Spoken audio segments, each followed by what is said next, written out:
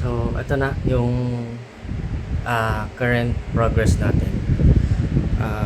Ito, wiring management, braided protection para sa mga cables, and then yung battery tray natin hindi pa siya totally tapos. Meron lang tayong ginawang patungan doon, pero ang gagawin talaga natin battery tray is itong perforated metal. Ikakat pa natin ito yung guhit. So bukas ikakat ko to, and then i-fit natin. Tingnan natin kung paano yung fitting niya rito for the battery compartment.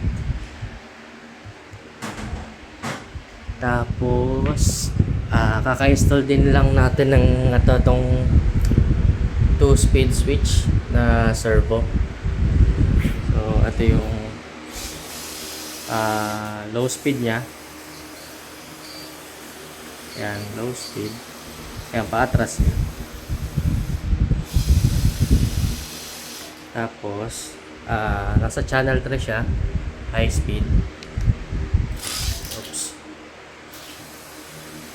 Yan, high speed siya.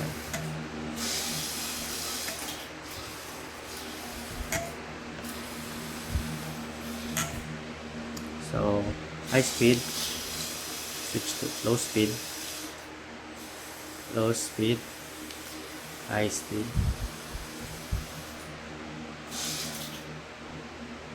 Okay.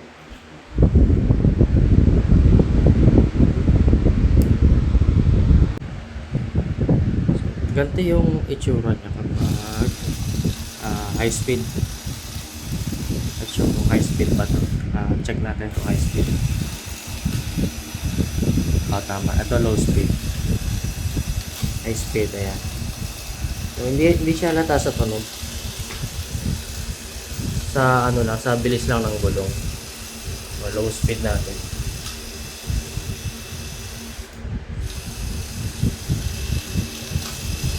Ayan, high speed na.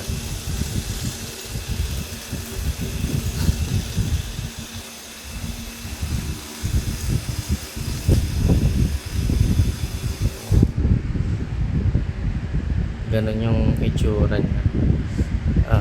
Check natin yung harapan. Medyo may kabigatan siya. Tinimbang ko to nasa 6 kilos or 7. Dahil puro bakal and brass aluminum yung mga materials. Tapos ayun, yung sa body umorder pa ako. Hindi ko alam kung paano yung magiging fitting ng body nito. Update na lang ulit tayo sa solve video kung paano yung body fitment. Pero so far I'm satisfied with the build.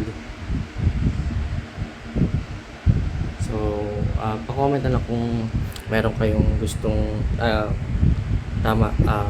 dagdag or any suggestions kung paano pa ma-improve yung build natin.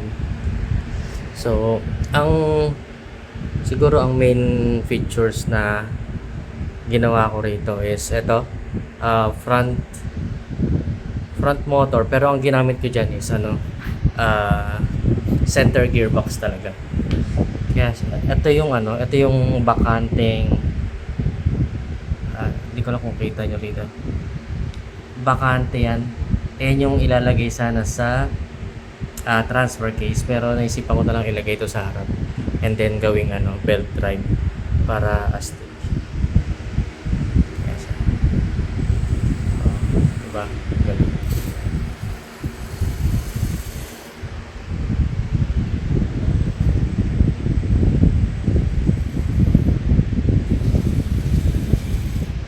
Tapos ginamitan na lang natin ng mahabang drive shaft punta sa 2-speed transfer case natin.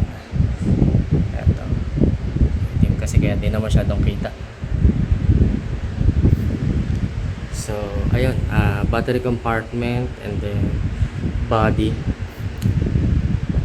Okay. Tapos kung mapapansin nyo, itong mga mounting ng receiver, ESC and BSC, lahat yan ginawa ko na lang magnetic. Yan, para in case na ano, trip ko mag-swap or mag-adjust ng positioning nila. Uy, tanggal sa dikit.